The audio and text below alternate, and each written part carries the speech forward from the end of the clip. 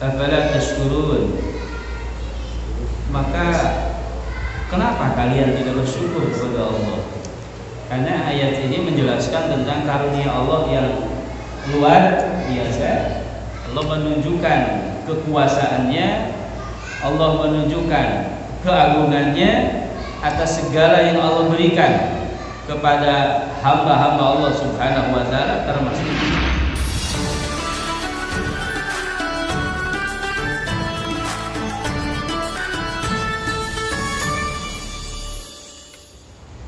Assalamualaikum warahmatullahi wabarakatuh. Waalaikumsalam warahmatullahi wabarakatuh.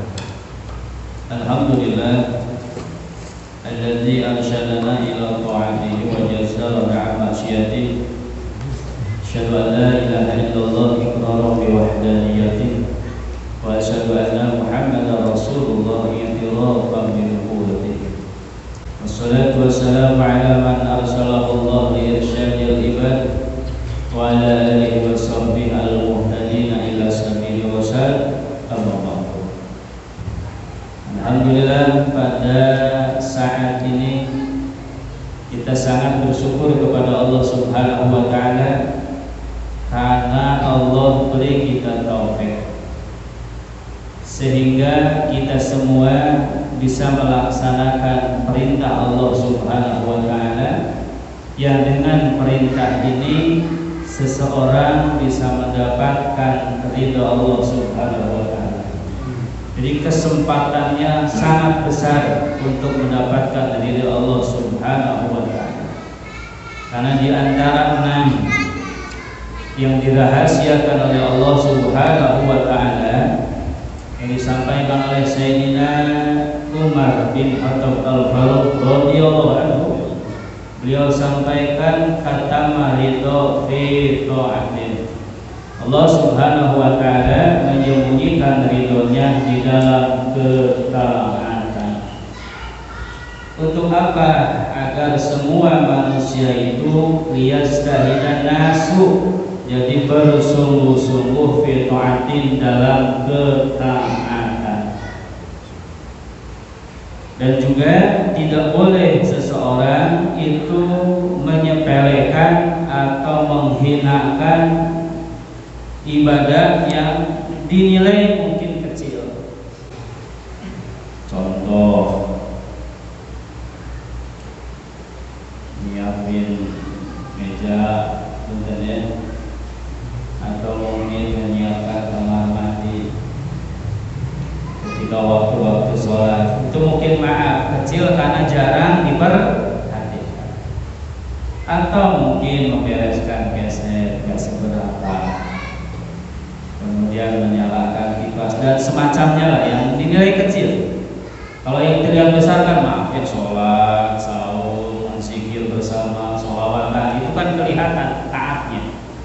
Tapi kadang-kadang kita tidak sadar nyamannya kita taat itu ada campur tangan makhluk lain.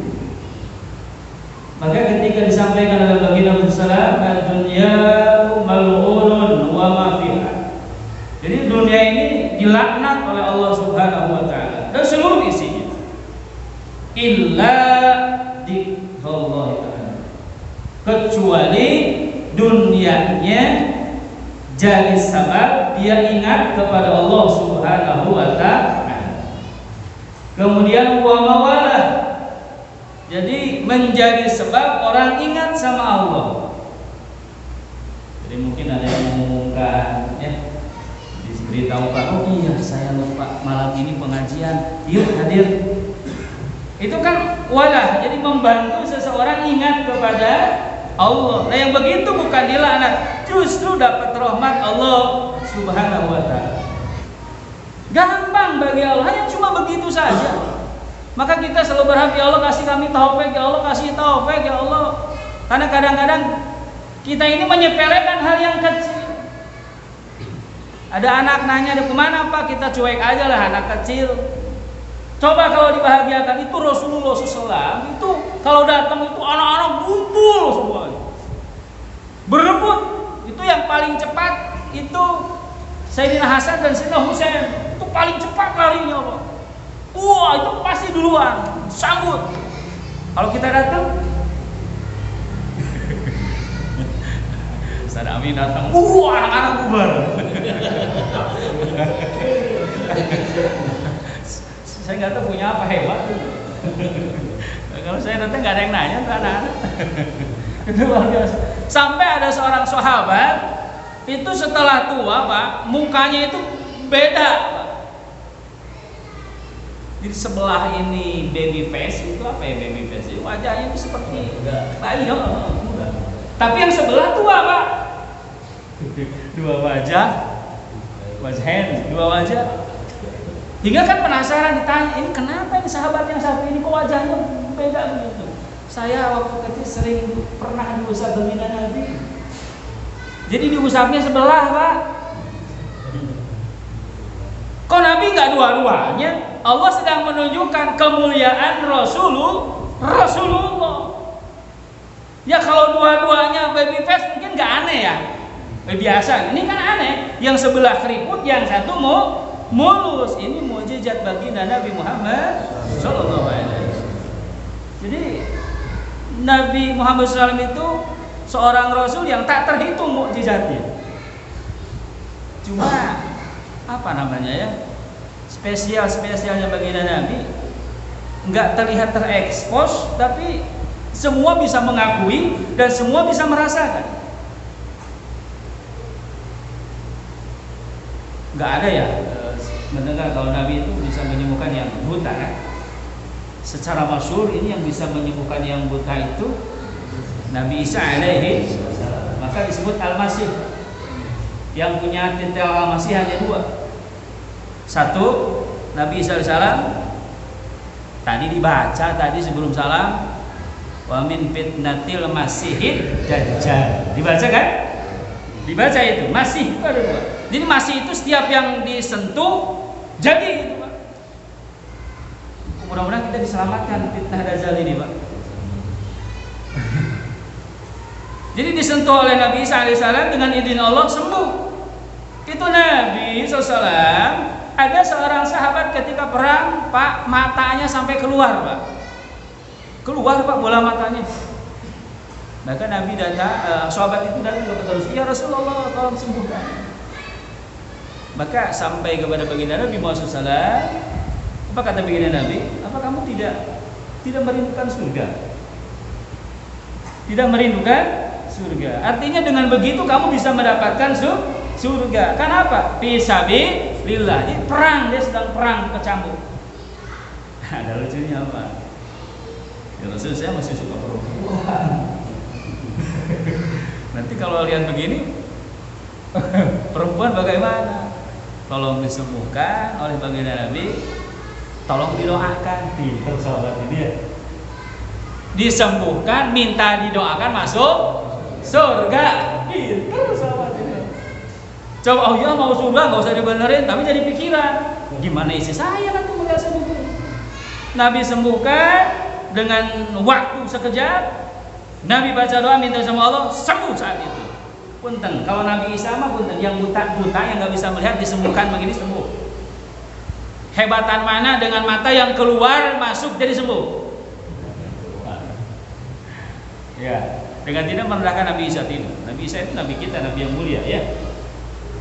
Tapi Nabi Muhammad SAW itu seperti itu. Baginda Nabi Muhammad SAW banyak sekali mukjizat. Nah, hadirin rahimakumullah. Kembali bahwasannya kita sangat apa namanya? Sangat berbahagia. Tidak ada Pak kebahagiaan yang seperti ini. Maka ketika seseorang punten, tolong diaminkan. Kita punya uang 100 miliar. Amin.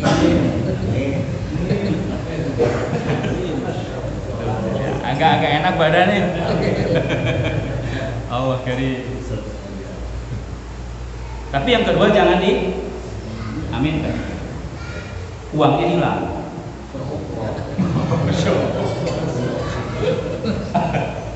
Allah kari. Gak apa-apa nih, biar semangat dulu lah ya. Biar semangat dulu deh. Apa yang kita lakukan? Ya Allah, 100 miliar hilang. Fadilah sholat qabla subuh apa?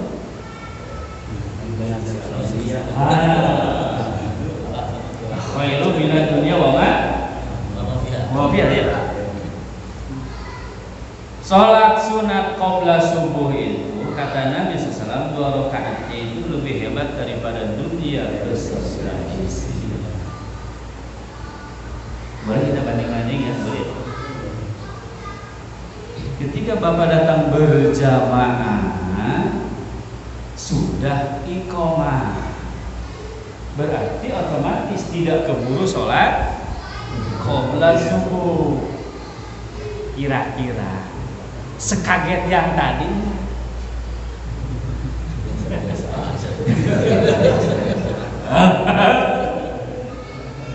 kata orang iya ngomongnya gitu nggak keburu sholat qabla subuh, tenang. Sedangkan 100 miliar ini kalau dibandingkan dengan dunia beserta isinya jauh kemana-mana. Jauh kayaknya ibadah orang. Tapi Allah terima kasih, bersyukur masih bisa dikasih seperti ini. Ini pahalanya lebih gede dari 2 tahun yang lalu ini Pak. Pengajian seperti ini pahalanya lebih gede dari 2 tahun yang lalu. Ai kopi udah berapa tahun umurnya? 2 tahun jalan ya? Udah pinter berarti ya. Udah 2 tahun ini kita diuji apa ya?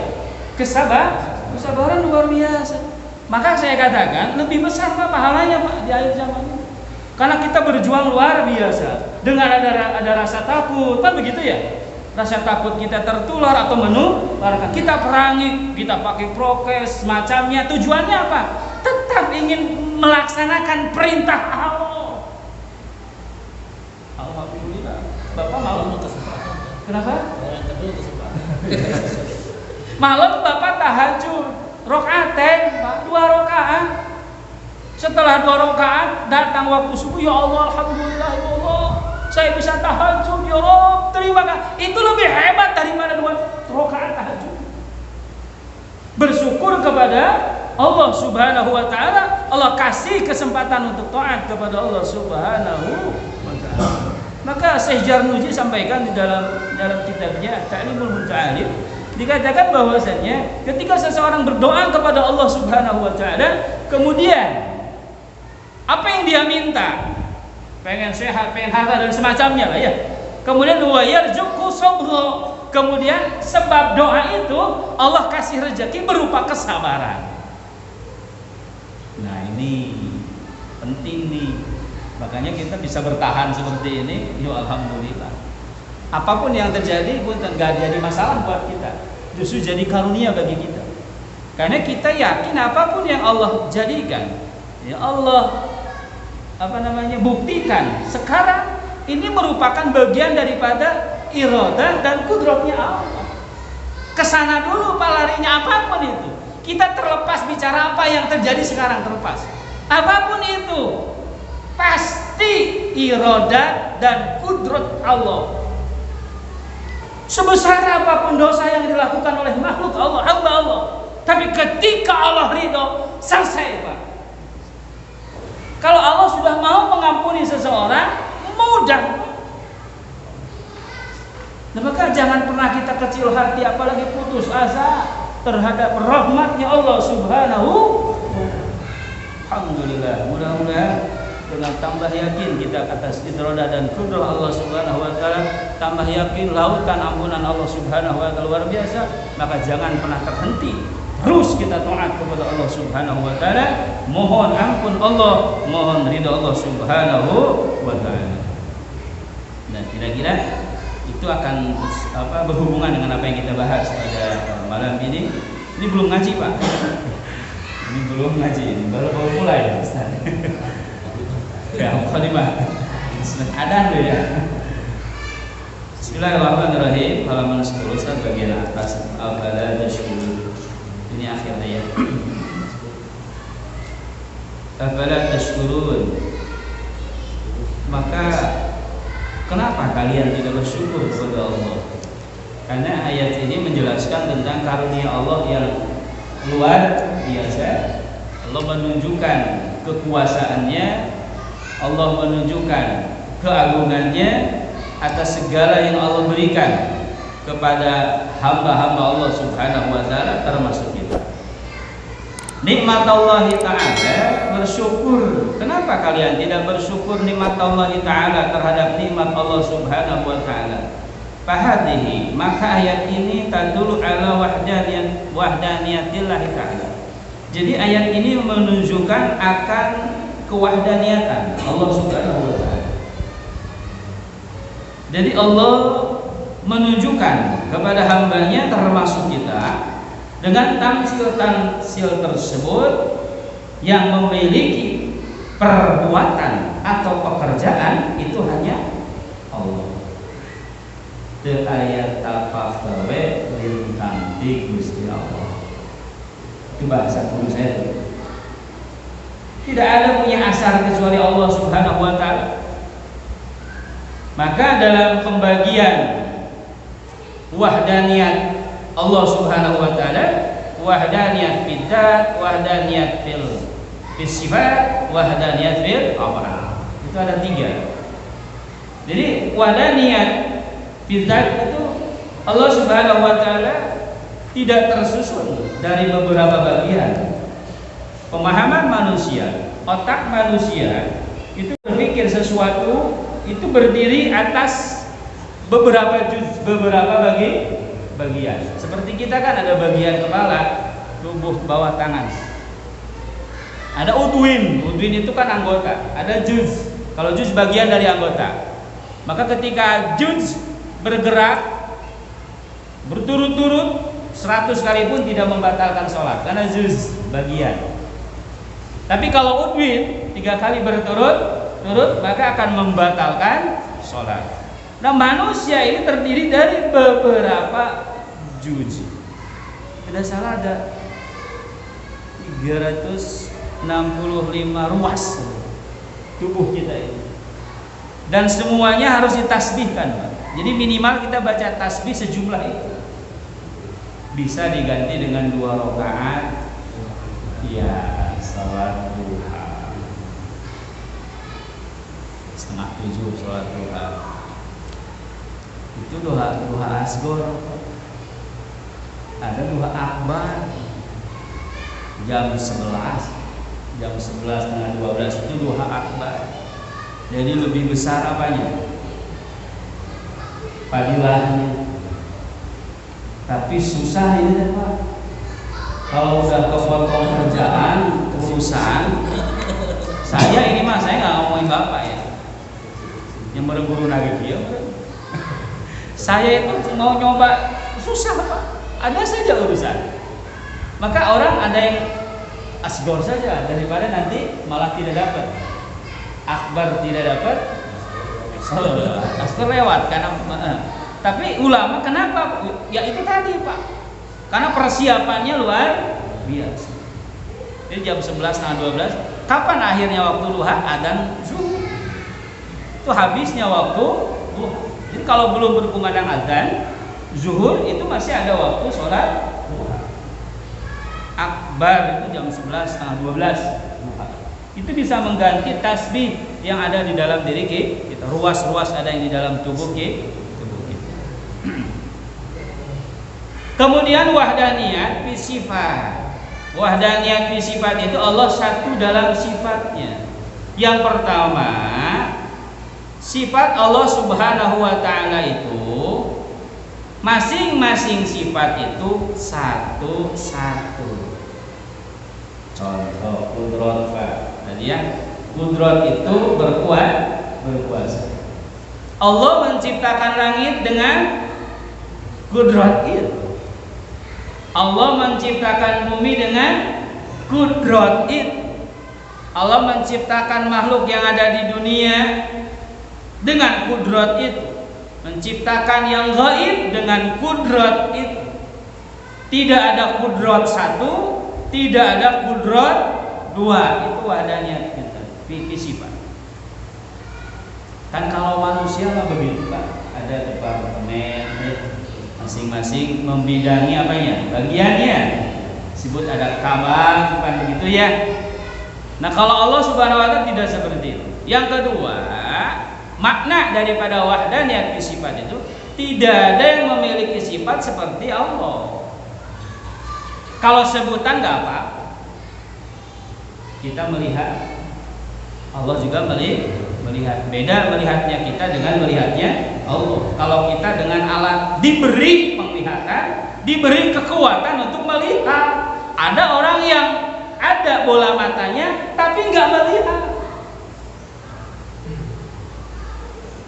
Entah guru saya sampaikan, kalau kamu mau punya istri yang nurut, itu cari istri yang nggak melihat. Maka wajar Pak kalau istri nggak apa? Dia nggak ngelihat Pak mah dituntun ke mana ge? Kenapa Bapak mesti kesal istri nggak mau ikut? Ya udah tinggalin. Nggak mau murah kata Pak. Hayang halus kan begitu ya. Kalau mau istri nggak melawan, cari istri yang nggak dengar. Carekan Bapak baik serius. Kenapa? Gak dengar, maka pantas istri melawan. Cuma jangan juga bikin dia jadi melawan sama kita tidak. Ini sedang menjelaskan makhluk Allah, keterbatasan makhluk itu seperti ini. Kenapa ini ada? Bukan menunjukkan kehebatan, bukan menunjukkan kelemahan. Kalau nggak pakai ini kan nggak, mungkin nggak maksimal. Iya kan? Kita mesti makannya enak, bukan menunjukkan kemuliaan, justru menunjukkan kelemahan diri. Mesti minum, mesti makan dulu, mesti pakai obat dulu, kan begitu. Itu kelemahan makhluk, bukan jadi mulia sebetulnya. Dan Bapak ketika dikurangi jasad, maka akan kuat ruh. Maka wali itu ada Fathu Robani, ada Fathu Somdani, pangkat wali kutub. Kalau Fathu Robani itu 40 hari 1 kali makannya.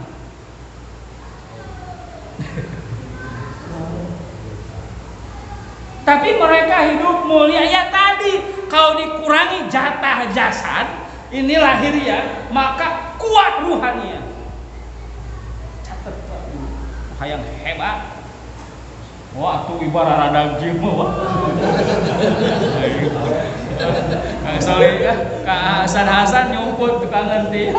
Apa yang gede gitu. Maka ini lagi di juga ditahan, Pak.